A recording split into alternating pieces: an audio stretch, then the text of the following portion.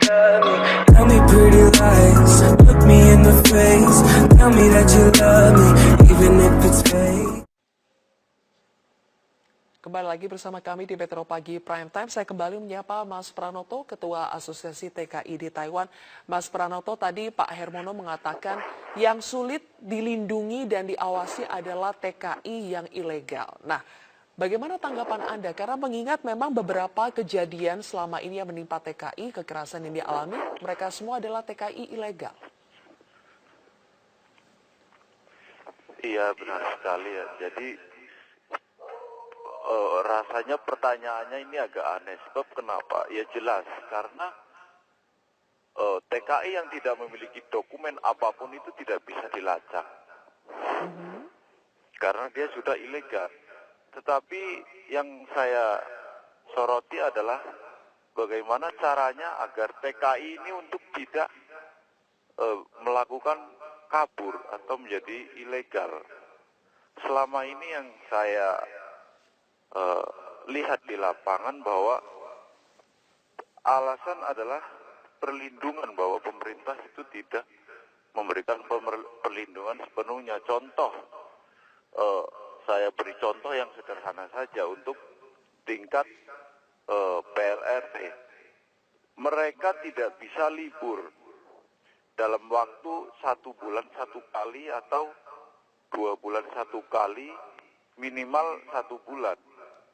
Dan mereka berasumsi dan berpikiran bahwa untuk apa saya bekerja setiap hari non-stop tanpa libur, lebih baik saya kabur, gajinya besar, meskipun itu beresiko tinggi. Tetapi inilah kenyataannya, inilah faktanya bahwa yang saya dapatkan, yang saya survei ini banyak sekali kasus yang seperti ini. Alasan adalah perlindungan. Contoh lagi bahwa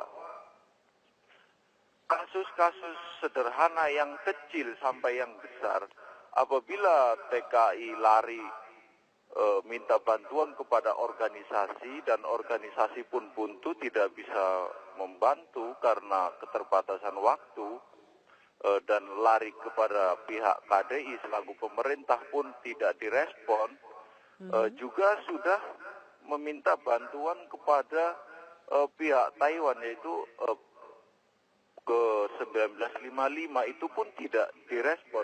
Maka tidak ada pilihan lain selain mereka melakukan tindakan kabur, karena mereka tidak akan bertahan, tidak akan kuat apabila yang mereka tidak kabur itu akan beresiko lebih tinggi. Oke, Mas Pranoto, Anda tadi ketika memberikan contoh ada PRT yang kabur karena tidak tahan dengan perlakuan majikannya, tidak diberikan libur, itu statusnya awalnya adalah TKI yang legal ya? Kemudian kabur dan akhirnya menjadi ilegal, begitu? Iya. Semua TKI yang masuk ke Taiwan itu adalah ilegal. Legal, maaf. Legal, semua baik. itu legal ya. Iya, semua legal. Kemudian tadi Anda juga mengatakan bahwa sudah ada beberapa aduan yang masuk kepada kepada Asosiasi TKI di Taiwan maupun kepada pemerintah, tetapi tidak direspon. Apakah ini sering terjadi, Mas Pranoto?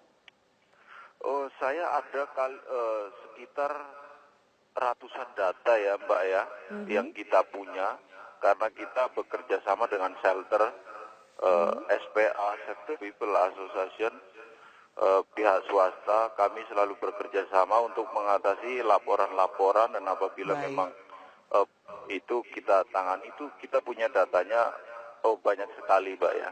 Baik, oke. Baik, Pak Hermono silakan ditanggapi. Jadi ada 2 Pak tadi.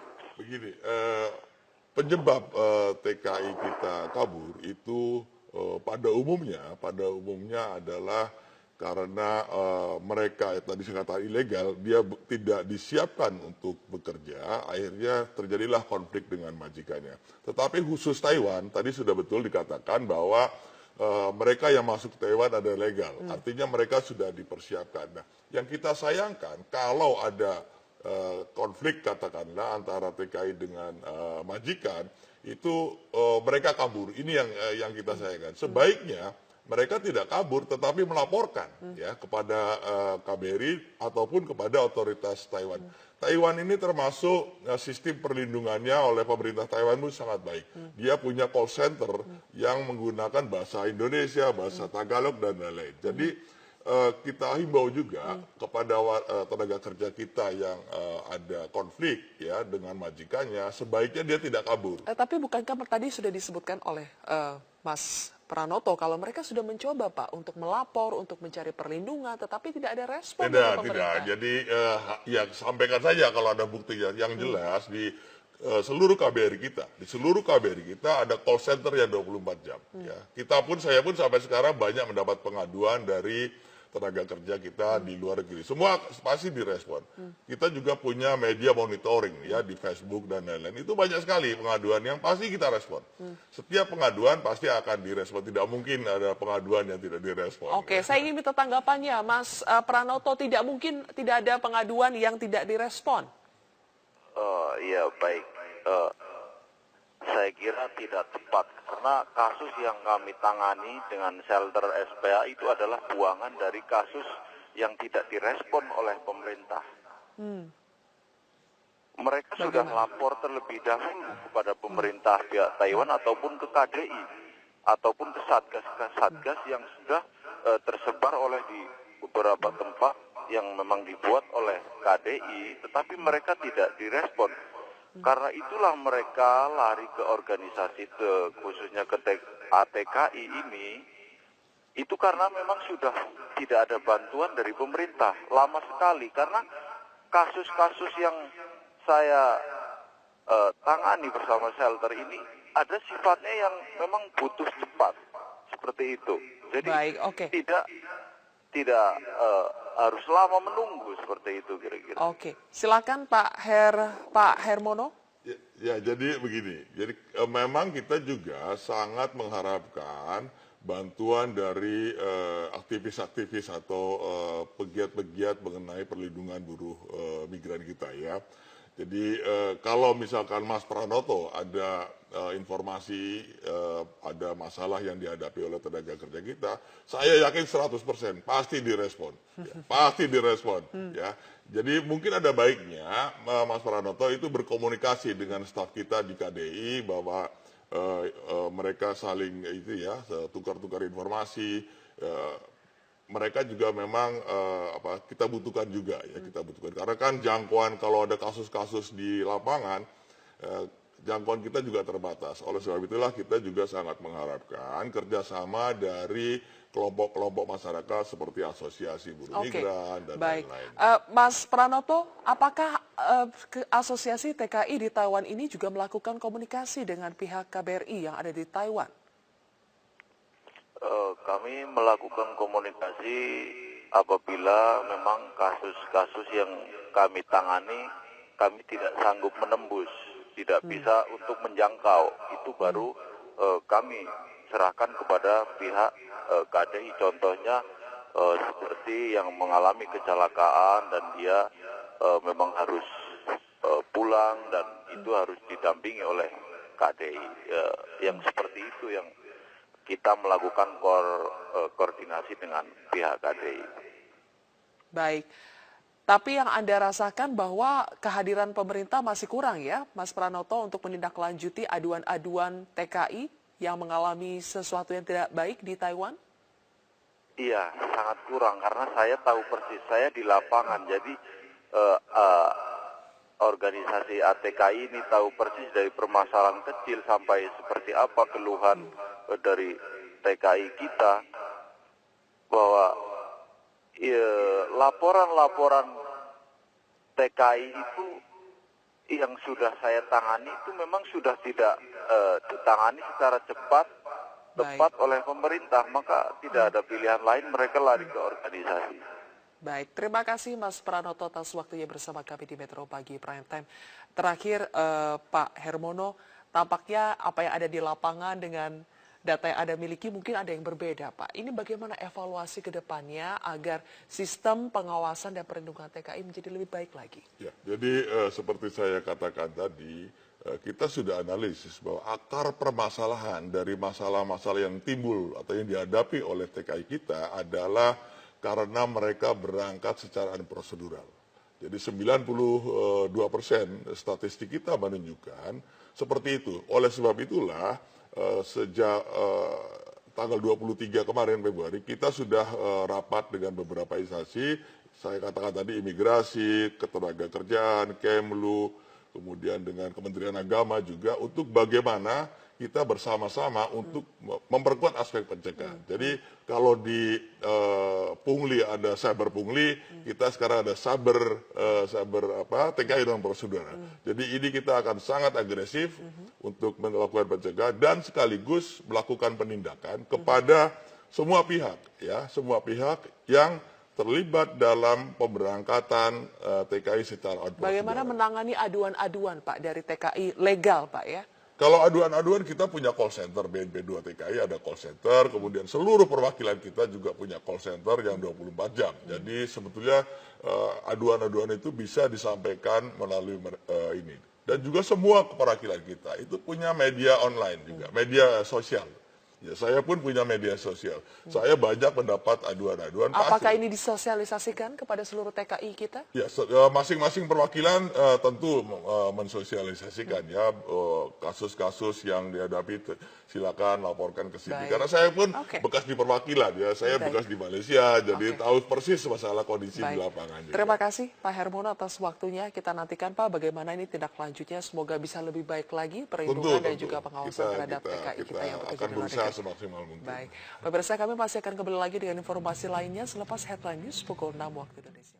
Pemirsa, dengan terus-menerus terjadinya kasus kekerasan terhadap tenaga kerja Indonesia di luar negeri, tentunya publik mempertanyakan sejauh mana peran pemerintah dalam mengawasi dan melindungi warganya yang sedang berjuang mencari nafkah di luar negeri. Apa yang seharusnya dilakukan pemerintah untuk menanggulangi terjadinya kasus kekerasan terhadap TKI. Dan untuk membahasnya, kami sudah mengundang ada Harmono, Sekretaris Utama Badan Nasional Penempatan dan Perlindungan Tenaga Kerja Indonesia atau BNP 2 TKI. Selamat pagi, Pak Hermono. Selamat pagi. Selamat pagi. Dan yang kedua bergabung bersama kami melalui sambungan telepon ada Pranoto, Ketua Asosiasi TKI di Taiwan. Selamat pagi waktu Indonesia, Mas Pranoto. Iya, selamat pagi. Baik, Mas Pranoto ditahan dulu, saya akan terlebih dahulu ke Pak Hermono. Pak Hermono, ini sebetulnya kejadiannya sudah 1 tahun yang lalu Pak ya, tepatnya Januari 2016, tetapi ini baru mencuat ke publik saat ini. Ya. Siapa sebetulnya Pak TKI kita yang disekap 14 tahun di pabrik tahu di Taiwan itu? Jadi Rahayu itu dari Kediri dan Nunung Nurbaiti dari Karawang. Jadi sebetulnya awalnya mereka berdua ini bekerja secara legal. Lalu oleh majikannya Rahayu ini dialihkan sebagai bekerja di pabrik tahu. Nah, Nunung ini sebetulnya awalnya dia bekerja merawat orang tua, orang sakit. Tetapi belum 1 tahun dia bekerja, lalu majikannya meninggal dan oleh agensinya di sana dialihkan bekerja di pabrik tahu itu. Jadi ada 2 orang, ada 2 TKI, Rahayu dan Nunung Nurbaiti. Kalau Rahayu memang dari awal bekerja di pabrik tahu itu, Pak? Oh tidak, awalnya dia oleh agensinya dia dijanjikan untuk bekerja merawat orang tua, ya sebagai caregiver. Nah, tapi ini oleh agensinya di luar kehendaknya Rahayu ini dialihkan untuk. Jadi sudah sempat bekerja merawat orang tua tadi belum, Pak? Belum. Kalau yang sempat. pertama, kalau yang Nunung Nurbaiti sudah sempat merawat hampir 1 tahun lah, tapi terus yang dirawatnya meninggal, lalu oleh agensinya dialihkan bekerja di pabrik tahu di luar kehendak dari yang bersangkutan. Di luar kehendak. Mereka berdua ini sudah berada di Taiwan sejak tahun berapa, Pak? Kalau Rahayu itu catatan kami sejak 2002 ya. 2002. Okay. Kemudian Nunung Nurbaiti sejak 2009 ya. 2009. 2009 Jadi ya. yang disekap selama 14 tahun itu yang Rahayu, Pak? Yang Rahayu. Kalau Nunung itu baru 2009 ya, sejak 2009. 2009. Mereka berdua ditemukan di lokasi pabrik yang Di sama. lokasi pabrik sama, dan di situ tidak hanya mereka berdua, ada juga pekerja dari negara lain, ada dari Vietnam, ada dari Filipina. Nah, memang di situ ada 2 orang yang tenaga kerja kita. Oke, bagaimana Pak sampai terungkap Rahayu dan Nunung ini disekap di pabrik tahu itu? Dan betulkah term istilah yang digunakan oleh media selama ini disekap? Iya, jadi kalau menurut laporan dari kantor kita di Taipei, ini polisi itu sudah mengintai pabrik itu, ada kecurigaan bahwa di situ ada aktivitas yang mempekerjakan pekerja asing secara ilegal, lalu digerebek oleh polisi Kaohsiung dan juga oleh Dinas Ketenagakerjaan di Kaohsiung. Ya, nah kalau dikatakan apakah betul disekap, iya. Ya, jadi mereka ini bekerja dari jam 6.30 sampai jam 9 malam, tidak boleh berkomunikasi dengan siapapun dan juga tidak boleh berinteraksi dengan masyarakat di sekitarnya. Dia hanya boleh keluar dari pabrik itu pada saat liburan Imlek saja.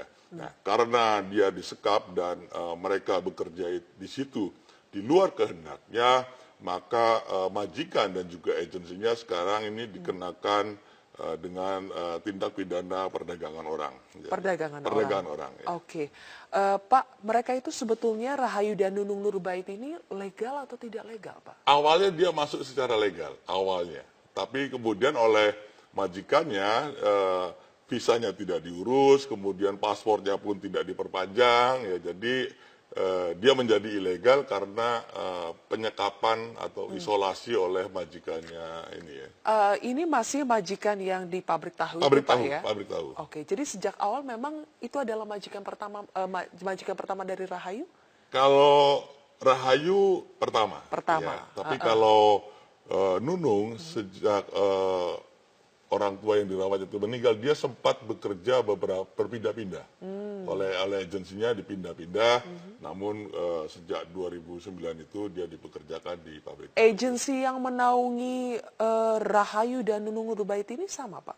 Beda. Beda. Beda. Oke. Jadi Indonesia itu dua agensi yang yang berbeda. Ini agensi Indonesia, Pak, agensi ya? Indonesia. Ya, itu yang memindah-mindahkan itu agensi di Taiwan. Ya, Taiwan. Oh, yang memindah-mindahkan Ya. agensi di Taiwan. Agensi di Taiwan yang memindah-mindahkan itu legal, Pak?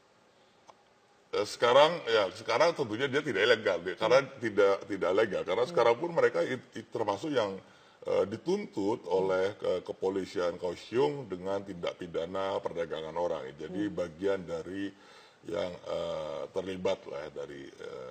Sejak awal tidak legal atau bagaimana, Pak? Sejak awal agensi? Awalnya legal, karena Awalnya legal. dia boleh mendatangkan pekerja dari Indonesia, tentu awalnya dia legal. Oke, Pak Hermono, kita tahan dulu. Kita sekarang akan bergabung dengan Ketua Asosiasi TKI di Taiwan dengan Pranoto. Mas Pranoto, apa informasi terkini yang Anda ketahui mengenai nasib ada 2 TKW kita, Rahayu dan Nunung Nurbaiti, yang informasi terakhir adalah disekap di sebuah pabrik tahu di Taiwan? Iya, benar sekali. Terutama sebelum saya sampaikan, saya akan lebih dulu, inilah keprihatinan kami dari TKI ini selaku asosiasi kepada pihak pemerintah. Ini bukti bahwa ketidakseriusan pemerintah melindungi TKI-nya di luar negeri, karena dengan rentetan kasus yang kerap terjadi, itu bukanlah sesuatu yang tidak bisa dihentikan sebenarnya apabila pemerintah memang benar-benar mengedepankan perlindungan kepada TKI. Selama ini pemerintah terlihat agak tidak serius menangani kasus-kasus TKI. Untuk kayak yang seperti saat ini, saya dapat informasi yang terakhir, kondisi TKI yang 2 sekarang masih sudah mendapatkan izin kerja sementara dari MOL untuk sambil menunggu proses karena dia saat ini masih ditangani oleh pihak pemerintah ya. Jadi sedang dalam proses untuk mendapatkan izin kerja sementara. Mereka akan bekerja kembali di Taiwan, begitu, Mas Pranoto? Iya, saat ini mendapatkan lagi diusahakan untuk mendapatkan izin kerja sementara sambil menunggu proses. Tapi untuk kedepannya kita juga belum tahu pastinya apakah bisa untuk berlanjut sejangka panjang atau jangka pendek. Tapi kemungkinan besar ini tidak bisa secara jangka panjang karena sudah menyalahi undang-undang yang ada di Taiwan sendiri. Oke, apa undang-undang yang Anda maksud, Mas Pranoto? Kalau TKI itu sudah ilegal, artinya dia sudah tidak bisa bekerja lagi di sini. Ataupun meskipun bisa, itu harus ada jangka waktu atau tempo waktunya untuk beberapa tahun ke depan. Baru dia bisa untuk bekerja lagi. Oke. Baik, Mas Pranoto, sebagai asosiasi TKI di Taiwan ini, selama ini tercatat tidak dua nama ini, ada Rahayu dan Nunung Nurbaiti sebagai bagian dari asosiasi TKI di Taiwan? Begini Mbak, baik. Kalau asosiasi tenaga kerja Taiwan ini, kita fungsinya memang membantu TKI-TKI kita yang kita jangkau, yang kita tahu, yang kita bisa lakukan untuk jika ada masalah kecil ataupun masalah besar, karena kami juga bekerja sama dengan shelter SPA, yaitu ada di Taoyuan, pihak swasta tapi didukung oleh pemerintah. Kalau kasus-kasus yang seperti ini, kalau memang sudah tersentuh oleh pemerintah, kita tidak mengawal seperti itu, kira-kira. Baik, oke. Baik, Mas Pranoto, kita tahan dulu. Pak Hermono, saya ingin mendengarkan tanggapan Anda. Tadi Mas Pranoto mengatakan kejadian ini tidak akan terjadi kalau misalnya pemerintah itu mengambil peran. Dan ini bukan kejadian yang pertama kali, tapi sudah berulang, Pak.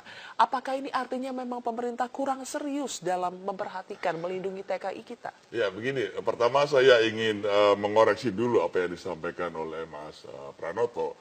Jadi karena kedua TKI ini diperlukan untuk persidangan sebagai saksi korban, maka Dinas Ketenagakerjaan Kaohsiung itu menawarkan dia untuk diberikan izin kerja supaya dia tidak lama menunggu di rumah perlindungan. Akan tetapi kedua-duanya tidak mau bekerja dan mereka tetap ingin dipulangkan. Ya, ini memang tawaran dari pihak Dinas Ketenagakerjaan Kaohsiung ya. Terkait dengan kondisi perlindungan, kalau kita bicara khusus di Taiwan katakanlah, sekarang ini ada 147.000 tenaga kerja kita di Taiwan. Ya. Dari 147.000 itu ada 23.000 yang statusnya adalah undocumented atau ilegal karena dia melarikan diri atau melarikan diri dari majikannya ya. Kalau dikatakan tidak serius, di mana tidak serius ya gitu kan. Selama ini justru di Kementerian Luar Negeri sebagai leading sektor untuk perlindungan tenaga kerja kita di luar negeri, ini menempatkan sebagai prioritas pertama ya. Perlindungan warga negara Indonesia merupakan prioritas pertama dari program Kementerian Luar Negeri, dan ini juga prioritas pertama dari program Nawacita. Jadi kita secara all out selalu memberikan perlindungan. Dalam kasus ini pun kita sudah memberikan pendampingan. Kemarin sudah ditengok keduanya dalam keadaan sehat. Memang dia agak semacam depresi karena trauma, disekap sekian lama, tidak boleh berinteraksi. Tetapi pas kami pastikan bahwa pemerintah sangat serius dalam melindungi tenaga kerja kita di luar negeri. Mungkin begini Pak, kalau sangat serius, mengapa kejadian seperti ini bisa berulang? Kenapa ada TKI yang diketahui, disekap, baru diketahui selama 14 tahun? Di mana peran pemerintah saat itu? Ya, jadi memang di Taiwan itu kan saya katakan tadi ada 147 ribu. Nah, bagi mereka yang sulit diterdeteksi adalah mereka yang undocumented atau yang tidak terrekod di sistem kita ya. Jadi kalau kita lihat kasus-kasus yang kasus-kasus yang di luar negeri, ini analisis kita mengatakan bahwa 92% kasus yang dialami oleh warga negara kita di luar negeri adalah mereka yang berangkat secara unprocedural. Nah, inilah yang kemarin berarti memang sulit untuk melindungi, mengawasi TKI yang ilegal. Yang ilegal karena kita tidak ada datanya. Ya, di mana mereka, siapa majikannya, gajinya seperti apa, kondisi kerjanya seperti apa. Nah, ini yang kita sekarang ini bersama-sama dengan Kementerian Luar Negeri, Kementerian Ketenagakerjaan, Imigrasi, Kementerian Agama, ada kepolisian, sudah membentuk suatu tim untuk memerangi tenaga kerja yang berangkat secara unprocedural. Jadi mungkin kalau kita lihat di media sudah kelihatan bahwa imigrasi kita itu sudah membatalkan atau menolak permohonan paspor 1.167. Oke, baik Pak Hermono, nanti kita lanjutkan lagi. Mas Pranoto, saya akan minta tanggapan Anda. Bagaimana tadi Pak Hermono mengatakan bahwa memang sulit untuk melindungi dan mengawasi TKI yang ilegal atau undocumented. Kami akan kembali sesaat lagi.